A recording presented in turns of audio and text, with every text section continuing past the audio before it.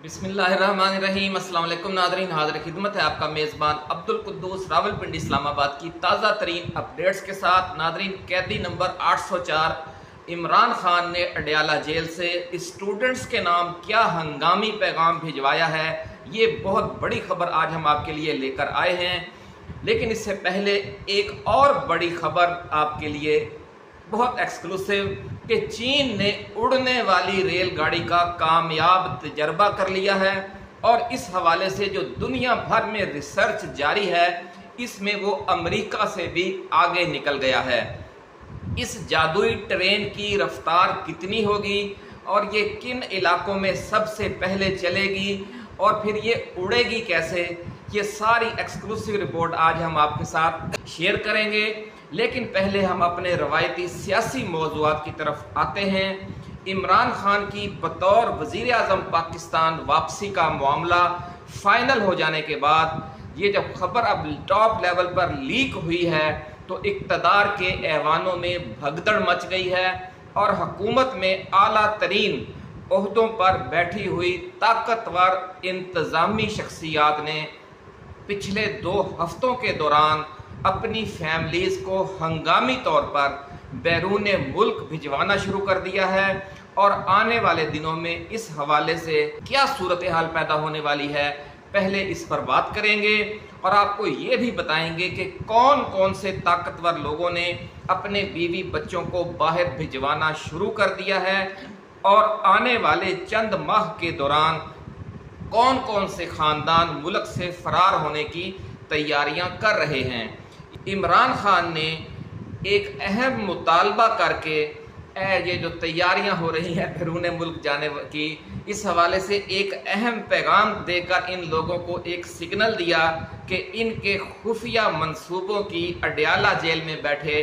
कैदी नंबर 804 को पूरी खबर है। कप्तान के इस बयान से इन ताकतवर खानदानों में खौफो हरास मजीद बढ़ गया, ऐसा कहना है इस सारे मामले से आगाह हलकों का। किस सतह की ताकतवर शख्सियात नाज़रीन अपनी फैमिलीज़ को बैरून मुल्क भिजवा रही हैं या भिजवा चुकी हैं और कौन सी शख्सियात अपने ख़ानदानों को बाहर भिजवाने और अपने कारोबारों और जायदादों को समेटने की तैयारी कर रही हैं, इस तफसील में जाने से पहले हम अपने नए आने वाले दोस्तों को ये याद दिलाएंगे कि उन्होंने अपने इस चैनल को सब्सक्राइब ज़रूर करना है। सब्सक्राइब करके आपने घंटी का निशान यानी बेल आइकन भी ज़रूर दबाना है ताकि हमारी ऐसी ही एक्सक्लूसिव रिसर्च बेस्ड वीडियोज़ आपको बर वक्त मिलती रहें और कोई अहम खबर कोई अहम वीडियो आप तक पहुँचने से रह न जाए। नाज़रीन, एक और बड़ी अहम खबर हम आपके लिए ये लेकर आए हैं कि कप्तान ने अडयाला जेल से स्टूडेंट्स के नाम एक हंगामी पैगाम भिजवाया है कि जो बांग्लादेश के तलबा के इनकलाबी किरदार को देखकर बहुत पुरजोश हैं और मुतहर्रक हो रहे हैं मुल्क भर में और ख़ास तौर पर खैबर पख्तूनख्वा और बलूचिस्तान में। कप्तान ने ये हिदायत की है कि स्टूडेंट्स अभी पुरअमन रहें और किसी किस्म के जलसे जुलूस और मुजाहरे शुरू ना करें, बस अपनी तैयारी को वो मुकम्मल रखें लेकिन अभी एक्टिव ना हों। बहुत अहम पैगाम नाज़रीन स्टूडेंट्स को पहुंचाया गया है कि अभी आप रुक जाएं। खान ने इस यकीन का इजहार किया है कि इंशाअल्लाह ताला पाकिस्तान में बांग्लादेश जैसी सूरत हाल की नौबत नहीं आएगी और मौजूदा जो गासिब हुक्मरान हैं उनको रुखसत कर दिया जाएगा कानूनी और आईनी तरीके से ही। हाँ, अलबत्ता हुकूमत ने और वज़ीर आज़म शहबाज शरीफ ने अगर किसी मरहले पर हसीना वाजिद बनने की कोशिश की तो फिर आवाम को और स्टूडेंट्स को बाहर निकलने की कॉल दी जाएगी। अभी ये मरहला नहीं आया। खान ने स्टूडेंट्स के नाम पैगाम में ये कहा है और साथ ही ये भी हिदायत कर दी है कि आवाम और स्टूडेंट्स और पीटीआई के कारकुन और खिलाड़ी अपनी तैयारी मुकम्मल रखें लेकिन अभी ज़्यादा मुतहर्रिक ना हों। नाज़रीन, खान के इस पैगाम से भी ये अंदाज़ा लगाया जा सकता है कि अंदर खाते तमाम मामला तय हो चुके हैं और पुरअमन तब्दीली का रोड मैप तैयार है, क्योंकि इस्टेब्लिशमेंट ने ये देख लिया है कि 35 सालों से आजमाए हुए लुटेरों से اس نے دوبارہ جو امیدیں وابستہ کی تھیں وہ پوری نہیں ہو سکیں۔ عمران خان نے اپنا اور موجودہ حکمرانوں کا نام ECL پر ڈالنے والا جو بیان دیا تھا ناظرین، اب آپ اگر اسے اسٹوڈنٹس کے حوالے سے جو ہنگامی پیغام اڈیالہ جیل سے باہر آیا ہے اس کے ساتھ ملا کر پڑھیں اور سمجھنے کی کوشش کریں تو آپ کو بھی صاف نظر آ جائے گا کہ حکمرانوں کے کریا کرم کی تیاریاں مکمل ہو چکی ہیں۔ ان کی جو ارتھی ہے وہ شمشان گھاٹ میں جلائی جانے والی ہے، اور جو طاقتور حکومتی شخصیات ہیں ان کا جو معاملہ آپ کے سامنے ابھی ہم نے بیان کیا کہ وہ باہر بھجوانا اپنے رشتہ داروں کو، اپنے فیملیز کو، وہ بلا وجہ نہیں ہے۔ خان ناظرین،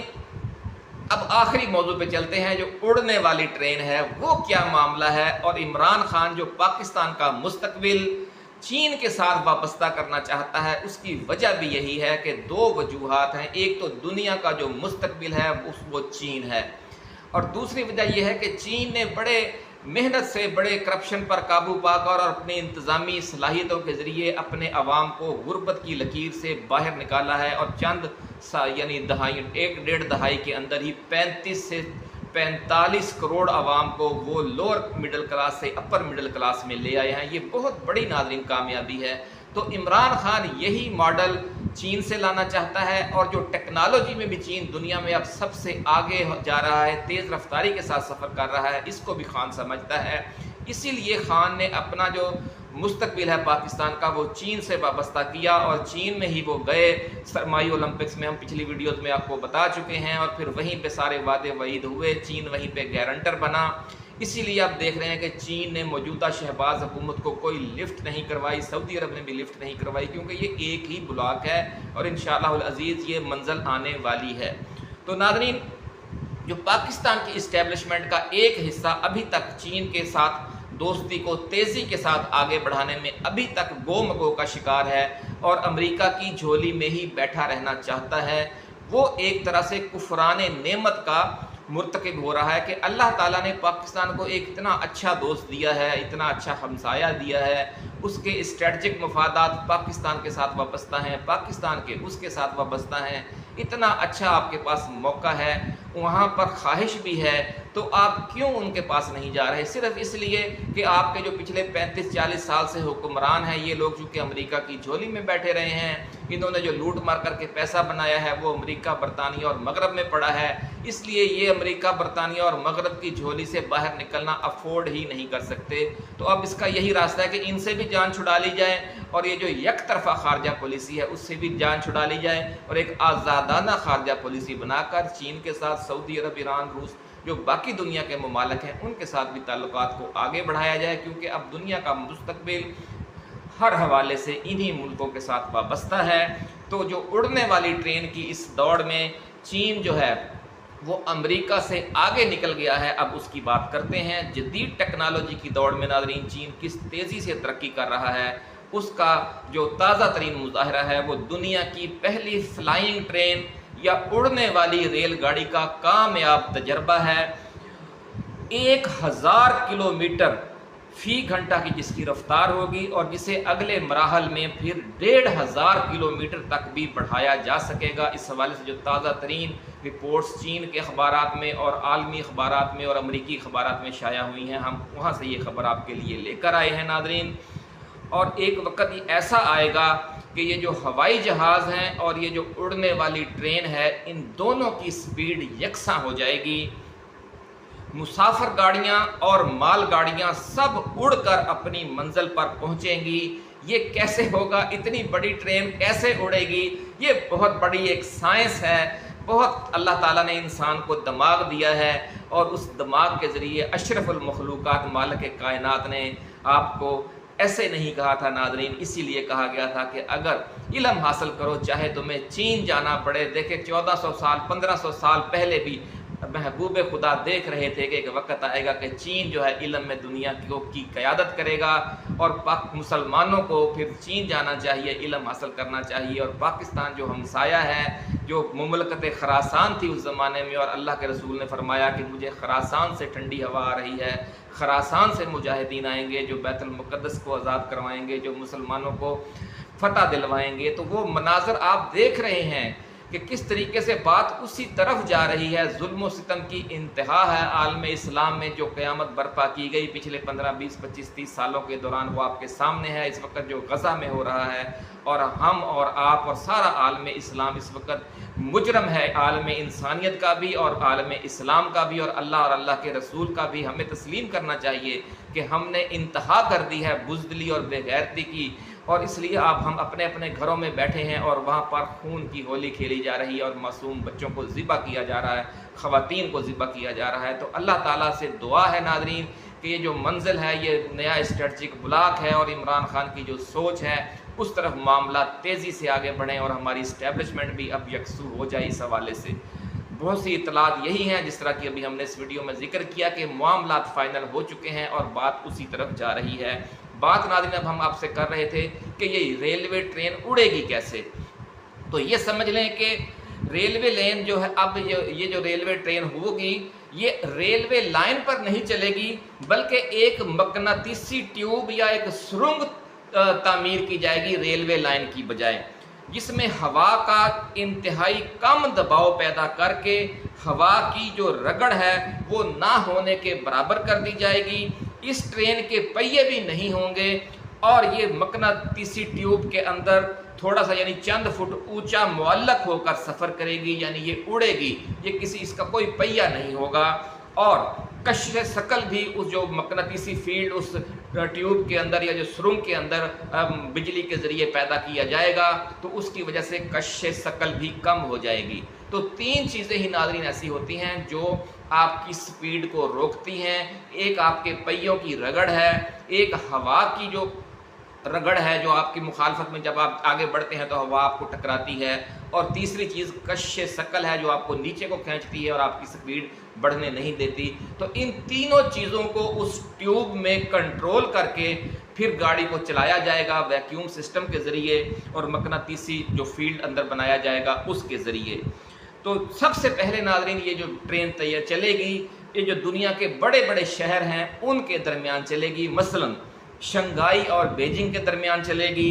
نیو یارک اور واشنگٹن کے درمیان چلے گی، نئی دہلی اور بمبئی کے درمیان چلے گی، اور کراچی اور لاہور کے، اس طرح جو ہر ملک کے جو بڑے بڑے شہر ہیں ان کے درمیان چلے گی، تاکہ ٹرین کے لیے آپ کو پتہ یہ جہاز تو ہے نہیں کہ 150 مسافر ہوں اور جہاز 300 مسافر ہوں تو جہاز چل پڑے، ٹرین میں تو ہزاروں مسافر سفر کیا کریں گے، اور اس نے پہنچ بھی سپیڈ سے جانا ہے 1000 کلومیٹر، پھر آخر میں 1500 یا 1500 کلومیٹر کی اس کی سپیڈ ہوگی جو جہاز کی سپیڈ ہوگی۔ لیکن یہ سفر بہت محفوظ ہوگا کیونکہ ایک ہی طرف کو یہ چل رہی ہوگی، اتنی اس کی سپیڈ ہوگی، اور ایک محفوظ جو ایک سمجھ لیں کہ ایک ٹیوب ہوگی اس کے اندر اس نے سفر کرنا ہے۔ جس طرح جہازوں کے خدا نخواستہ حادثات ہو جاتے ہیں، طوفان آ رہا ہوتا ہے، بادل ہوتے ہیں، بہت کچھ ہوتا ہے، آپ کو پتہ ہی ہے، ایئر پاکٹس ہوتی ہیں، تو وہاں پر اس کو حادثہ جہاز کو پیش آ جاتا ہے۔ اس کا تو تمام کنٹرولڈ انوائرمنٹ ہوگا، اس لیے اس میں حادثات کی شرح بھی بہت کم ہوگی، سفر بھی محفوظ ہوگا، اور ریٹ بھی کم ہوگا ہوائی جہاز کے مقابلے میں۔ تو یہ ایک بہت اچھا سفر کا ذریعہ انسان تیار کرنے جا رہا ہے۔ اور دوسرے مرحلے میں یہ کہا جا رہا ہے کہ یہ جیسے پھر دو ممالک کے درمیان بھی یہ چلا کرے گی، جیسے چین کی سرحد سے آپ یوں سمجھ لیں کہ گوادر تک یہ ٹرین چل سکتی ہے۔ یہ مرحلہ لیکن 30-35 سالوں کے بعد آئے گا، یہ جو دو بڑے شہروں کے مختلف ممالک کے درمیان یہ چلنا شروع ہو جائے گی۔ یہ کہا جا رہا ہے کہ یہ 15 سے 20 سال کے اندر اندر یہ وقت آ جائے گا۔ ناظرین چین دنیا بھر میں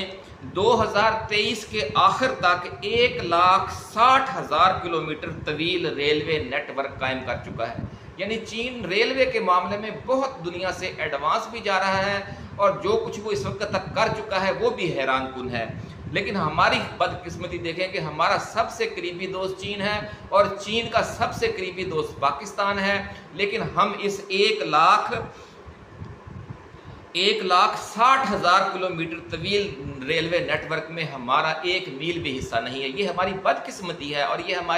جو مغرب کے ہمارے 35-40 سال سے غلام حکمران ہیں، یہ ان کی جو چین کے ساتھ بے وفائی ہے اپنے عوام کے ساتھ بے وفائی ہے، کیونکہ 1,60,000 کلومیٹر طویل ریلوے نیٹ ورک چین کے اندر دنیا کے مختلف ممالک میں قائم کیا جا چکا ہے، اور ایشیا سے یورپ تک درجنوں ممالک کے ساتھ اس ریلوے نیٹ ورک کے ذریعے چین खरबों डॉलर की तजारत कर रहा है। और इस 1,60,000 जो किलोमीटर तवील रेलवे नेटवर्क है, इसमें 45,000 किलोमीटर हाई स्पीड ट्रेनें हैं, जिनको आप बुलेट ट्रेन और दूसरी ट्रेन भी कह सकते हैं, जो 400 मील 500 मील फी घंटा की रफ्तार से चलती हैं। तो नाज़रीन, हमारा इसमें भी कोई हिस्सा नहीं है। तो इससे आप अंदाज़ा लगा लें कि हमारे हुक्मरानों ने चीन को भी धोखा दिया, पिछले 15-20 साल ट्रक की बत्ती के पीछे लगाए रखा, और इस तरह के मुख्तलिफ प्रोजेक्ट जो पाकिस्तान में, जो असल था कि आप गवादर से चीन तक एक रेलवे नेटवर्क बनाते, या कराची से लाहौर तक रेलवे नेटवर्क बनाते, या जो कराची से लाहौर और पेशावर वाला नेटवर्क है उसको अप टू डेट करते, मुल्क का भी फ़ायदा होता, चीन का भी फ़ायदा होता, अफ़गानिस्तान का भी फ़ायदा होता, खित्ते के तमाम ममालिक उसके ज़रिए तजारत करते, सफ़र की सहूलतें वस्त एशिया को मिलती। हम असल काम हमने नहीं किया और दूसरे कामों में लगे रहे, जहाँ पे ऐसी जगह पर पैसा लगा। अच्छा, यहाँ पर अगर आप पैसा लगाएंगे तो उससे इनकम भी जनरेट होगी, आपको फिर ये तेल और बिजली महंगी करके किस्तें नहीं देनी पड़ेंगी, उसी नेटवर्क से पैसे भी आएंगे, जो इतना बड़ा वो सिस्टम होगा इंटरनेशनल तजारत का, इंटरनेशनल ट्रेड का। तो नाज़रीन, इजाज़त दीजिए, ऐसी वीडियो के साथ जल्द दोबारा हाजिर खिदमत होंगे। अल्लाह हाफिज़। पाकिस्तान जिंदाबाद।